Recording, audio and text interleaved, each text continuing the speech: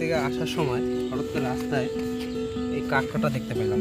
আমাদের এখানে সাধারণত ওই ধরনের কাঁকড়া আমি আর আগে কখনোই দেখি নাই।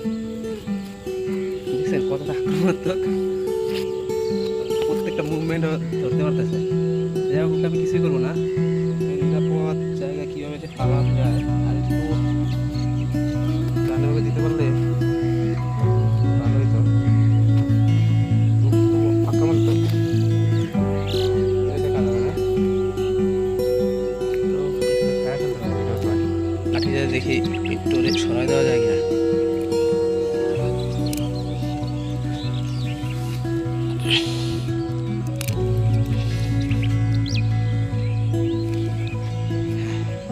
পারছি, যাক জঙ্গলের মধ্যে থাকুক, কোনো প্রাণী মারা ঠিক না।